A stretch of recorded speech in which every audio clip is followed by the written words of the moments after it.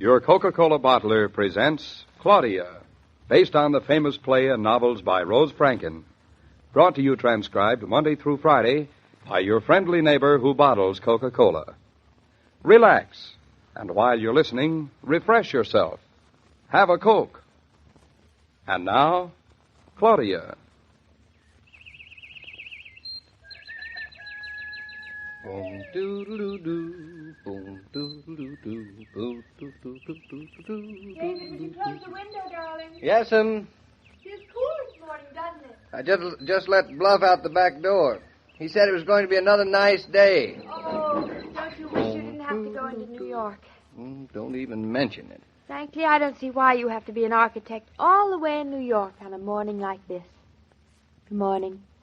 Good morning. Good morning. I have to be an architect in New York on a morning like this mainly because somebody has to make some money to keep this family going. Yes, especially now that we have this house. And speaking of money, our new maid's coming this morning. I think I'm following. I'm afraid we won't need any money for the new maid. It's wonderful how cheap they are when they don't take the job. It hardly costs a penny not to hire a maid. All they ask is their car fare. Nice of them, isn't it? Very, very. Throw me a pair of socks, darling, would you? Where are they? In the drawer. Where do you think? You really need a maid, don't you? I seem to dress without help. Here you are. Catch. Nice brown woolly pair. The way you throw. What's the matter with it? I'm standing here by the bed, not over by the window. So I don't throw straight. I'll never let you play on my baseball team. I am heartbroken. David, do you think she'll stay? Who? Who? Who? Honestly, sometimes I feel as if I'm talking to thin air. Gertrude, the new maid. Oh, Gertrude. Answer me. Do you think she will like it here and stay? I don't know. She hasn't come yet. I like it here. Goop. When she does come, do you think she'll like it? I don't know. We'll have to ask her nicely if she will. I'm going right on talking as if you weren't here at all. That should be interesting. Personally, I think she's going to be marvelous. Who? And she's going to love cats and dogs. She'll probably be terrified by them. Who? All right, now we're even. Almost. It's settled once and for all that we're both talking about Gertrude, the prodigal maid. Shake. I've been thinking about her all night. You must be exhausted. I would be if I hadn't slept so well. You know, she isn't really a maid at all. No? No. She's different. I mean, she's not a professional. No.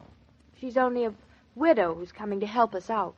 Only a widow to help us out. Dope. Go on, talk as if I'm not here. Gertrude is a neighbor, and that's the way I'm going to treat her. I only hope that's the way she'll treat you. And no heavy cleaning, David. We mustn't ask that. Farthest thing from my mind. Then it has been on your mind? It has not. Then how could it be the farthest thing? Well, every talent helps. Gertrude is going to stay if I have to do all the cooking and Mama has to darn all the socks. If that happens, I go. Goodbye. Goodbye. Now, this is the way it's going to be. You pretend to be Gertrude, David, and I'll pretend to be me. You'll pretend to be you. Yes. Well, don't strain yourself. Oh. Now, am I a mousy Gertrude or a mountainous Gertrude? A little bit of both, just to be on the safe side. All right. Her voice sounded mountainous. I'm ready. Come in, Gertrude. Now I want you to feel completely at home, Gertrude. Consider this is your house. Too small to be my house. Oh, don't worry about that, Gertrude. My husband is a simply marvelous architect. And he's adding to the house all the time. Just tell him what you want, and we'll build it. I want a glass and closed shower and my breakfast in bed. You can have all your meals in bed, Gertrude. My husband himself will be happy to serve you. I don't like your husband. Goodbye. I don't blame you. I don't like him either. I'll send him away if you'll stay. Hey, look at the time. Oh, don't mind that clock. It's not right. How do you know? It's fast. It wasn't yesterday. Well, that was yesterday. I know it's fast because I put it ahead. I suppose you had an excellent reason. I did. I put the clock ahead so I'd never be late again. Oh. I know how you hate me to be late. Now, is that an excellent reason or isn't it? Well, come over here. I'll tell you. I don't trust you. Come here, I said.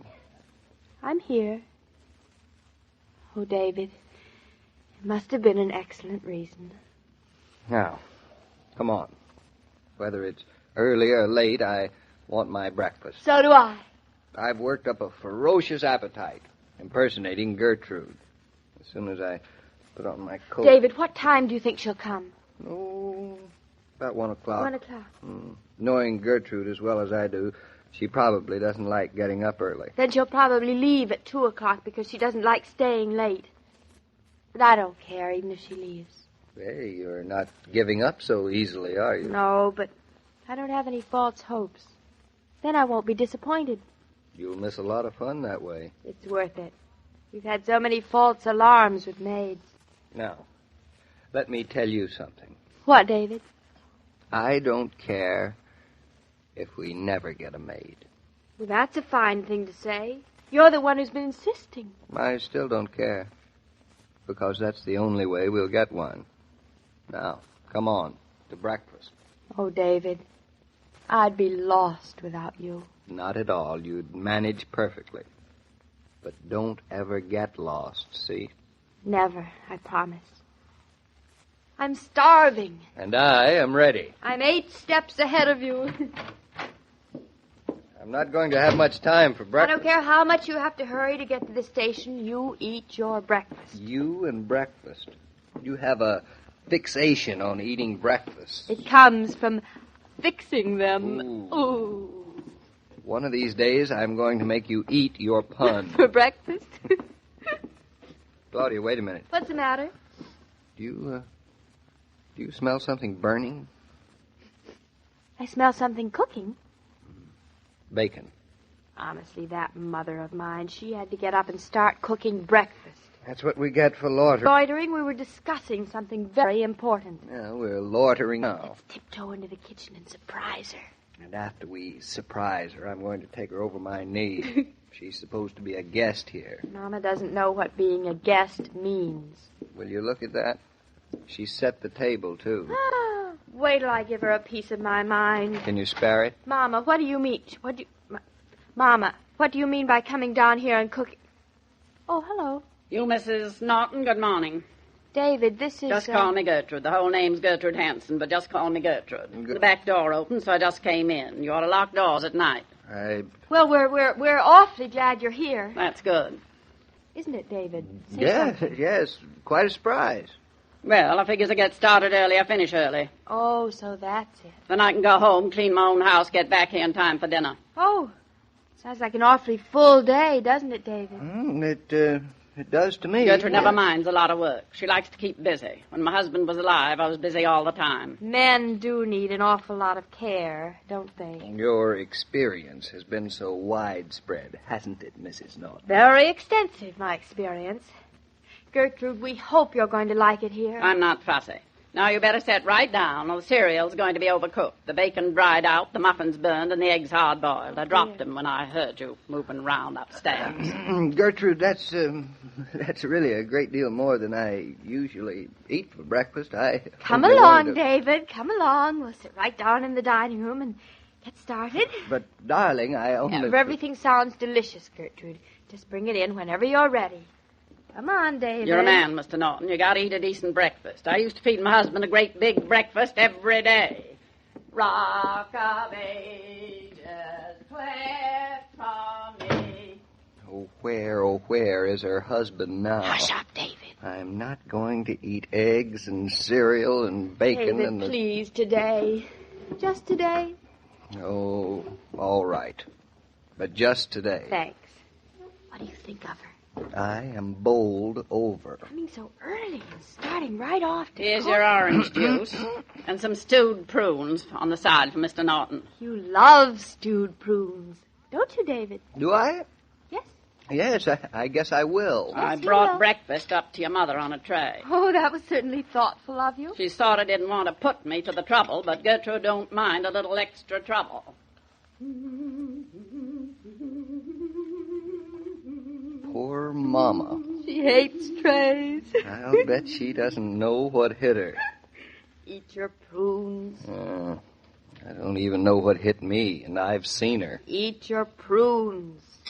You want to offend Gertrude? Just this morning. Now, don't ever take advantage of me again. David, do you think she'll stay? Well, she certainly seems to be cutting out a niche for herself, a nice, large one. She's not a bit like what I expected. I thought she'd be Here's the cereal and the cream. Or do you like your eggs and bacon first? Some folks do. Oh, this is fine, Gertrude. Thank you.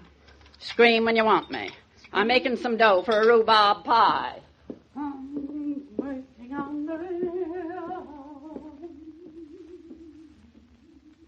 Rhubarb. I hate rhubarb. You'll like it and eat it. I'll eat it all right, but I don't promise you I'll like it. Well, that doesn't matter anymore.